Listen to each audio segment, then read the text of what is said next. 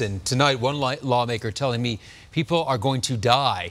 In reality, though, the Republican plan we see today will likely be rewritten, that is, using ideas from both parties.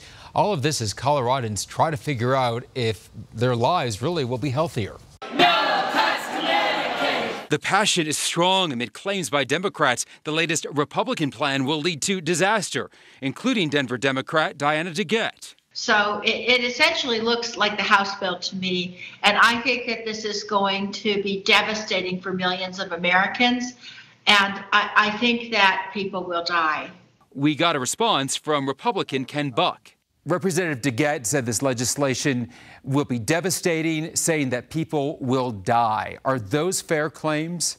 Well, I have to tell you, I wonder what she has to say about the current health insurance system that she voted for 7 years ago, because under Obamacare, we are truly suffering across the country and in Colorado. So do you think that's a baseless claim? Do I think it's a baseless claim? I answered your question. I think that we are improving a broken health insurance system, and I believe that the current system is in a death spiral, and if we don't do something, far more people are going to be hurt in the process. The bottom line is this: the Republican plan is a work in progress that will likely be full of amendments before there's even a vote, as Democrats contend the ACA should remain in place, but get tweaked. I think we should work together to find something that's going to make it work better, not throw millions of people off of their insurance and increase costs for everybody else.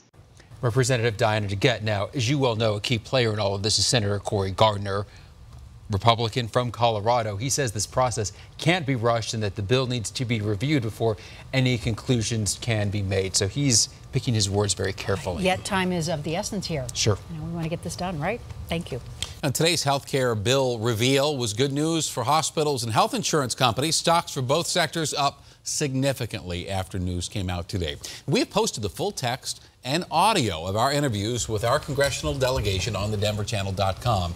And tonight at 10, you're going to hear from one group that says the Republican bill will cost Coloradans $15 billion over the next 10 years. Vice President Mike Pence and Senator Cory Gardner will both be in Colorado Springs tomorrow. Pence is scheduled to visit a couple of Air Force bases and speak at the 40th anniversary celebration for Focus on the Family. That's a conservative Christian group that has donated heavily to Republicans in the past. We will be streaming his appearance live tomorrow morning, so make sure to find us on Facebook for coverage. Well, President Trump said today that he is planning a major immigration announcement soon. His words. His current immigration policies, of course, have been felt here in Colorado. And tonight, another young mother is in custody. Denver 7's Sally Mamdouh spoke to that woman's family who says ICE is deporting an upstanding Coloradan.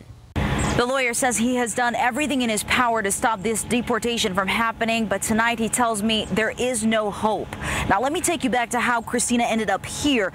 Due to humanitarian reasons, Christina was granted a stay by ICE last year. Now that stay is renewed every year, but Christina must go into the office to check on the status. If it's denied, she is taken into custody right away, and that's exactly what happened in her case. Her request to stay was not renewed, but her lawyer tells me that's the tricky part here. Christina isn't given a heads up on whether the request is approved or denied, so she walked into the ICE office in Denver hoping for the best. Christina, who was brought to the country illegally by her family, was only 5 years old when she came to the United States. She is now 30 years old and has 3 daughters, and her oldest is 3 years old. Now, before checking in, Christina made a statement to all of her supporters via Facebook. Take a listen. I grew up going to school, learned English, adapted to this country that I call mine because I don't know any other. Now, I spoke with Christina's lawyer a few moments ago, and he tells me Christina was put on ICE's radar due to a false reporting charge stemming from a domestic violence incident that Christina was trying to escape. That incident was several years ago. She's been going to church. She's been working with community organizations like the American Friends Service Committee. From my point of view, she's as American as I am. She's made some mistakes in her life, but she's turned her life around. Now, in just 1 hour, a visual will be held outside the Aurora ICE Processing Center here in hopes of stopping that deportation from happening. In Aurora, Sally Mamdouh, Denver 7. Jefferson County deputies are asking for your help to catch these 2 shoplifters. They allegedly encouraged their kids to help them steal from a Dillard's at Southwest Plaza Mall. Those kids are 7 and 10 years old. The getaway car is a white Dodge station wagon. Your annual excuse to bring your dog to work is finally here. You see, tomorrow is the 19th annual Take Your Dog to Work Day, and no, Denver 7 will not be participating. We have no dogs allowed on this set, right? Not yet. It's probably a good idea, of course, check with your boss. Make sure he's okay or she's okay with bringing your dog to work. Now, this day was celebrated every year on the Friday after Father's Day. And the American Heart Association says bringing a dog to work encourages us all to get up and move, and that improves overall workflow. Maybe we do need a dog here. Right here. Why not? We got room. All right, next we will show you where you can find a sandcastle in the middle of the metro. Plus, an angry family says the TSA ignored their concerns about their daughter's safety. And tonight, they are angry. And you will see this story only on Denver 7. I'm meteorologist Stacey Donaldson, still tracking storms across Colorado. The good news is the reason for these storms is cooler air moving into the state. We'll talk more about how long that cooler air will stick around in just a few minutes. Well, we're back with a live look now downtown at Lincoln and 6 here. We've seen some scattered showers around the metro. We even saw a lightning strike started a small house fire in Brighton a couple hours ago. Stick around. Stacey has your full forecast in 3 minutes. And take a look at the haze in the skies over Pueblo today. This was all caused by smoke from a wildfire that's burning in Utah.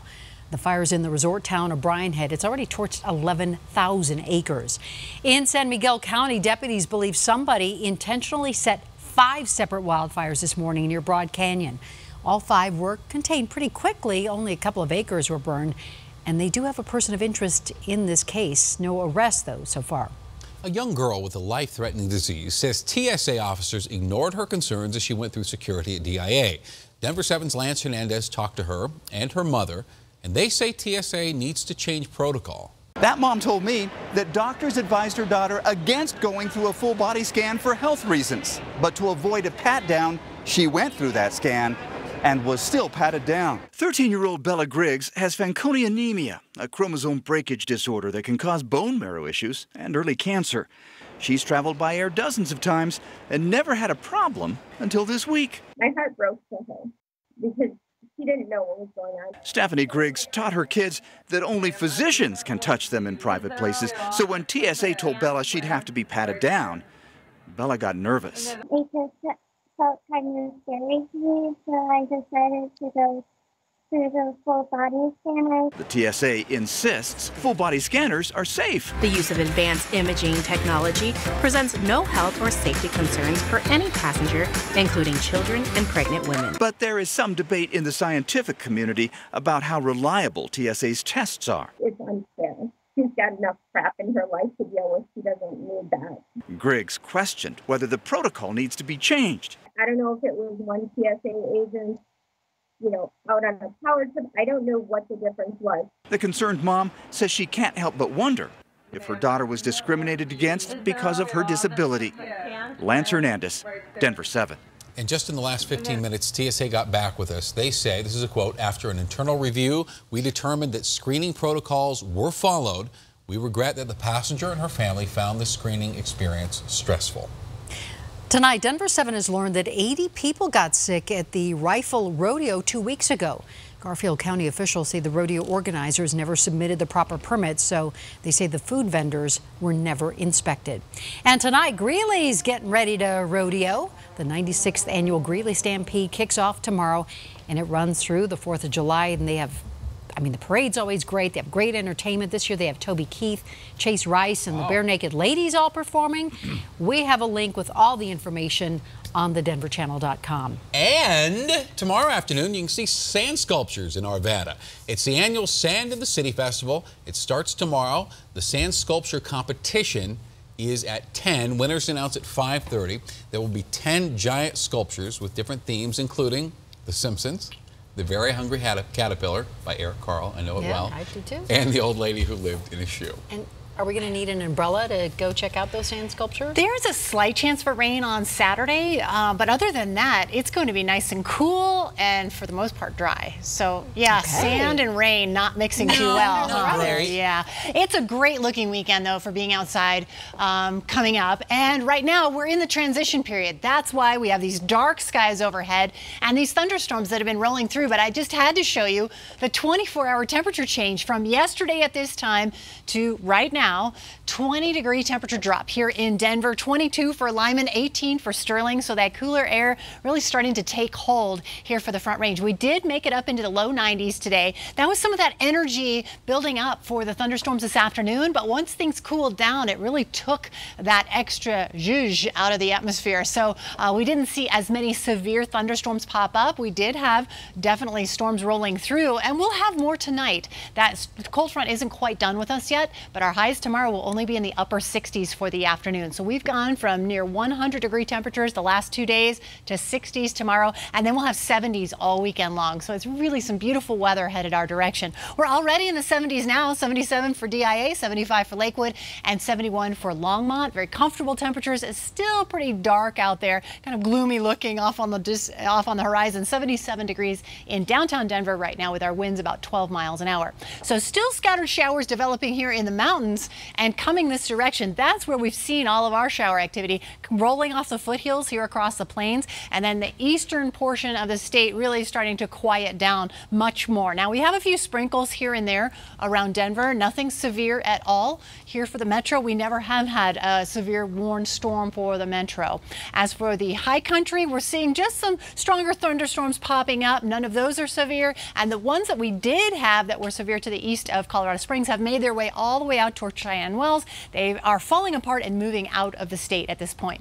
So our hour-by-hour forecast tonight takes us down into the 60s by 11 p.m. We'll have showers overnight, so there's a chance for storms by about 3 to 7 a.m. in the morning. So we'll have some wet roadways as you commute out tomorrow morning from home, and then as you have some lunch. We'll have temperatures in the 60s, some clouds clearing out, and we'll see a lot more sunshine later in the day. So in the next couple of hours, this front will continue to make its way southward. By 8 o'clock, it'll be past Denver and down to the south, so it'll cool everybody off, but we still have that chance for scattered showers and strong thunderstorms here across eastern Colorado. This is what the futurecast looks like. We'll have a little break here by 9:30 tonight, and then watch once we get past midnight, we have another batch of rain coming down. This will be by 6 a.m. Strong showers for the eastern plains toward Ray, and then here around Denver, light to moderate rainfall, and it looks like that'll stick around through potentially 9 a.m. Then we clear it out. The front leaves.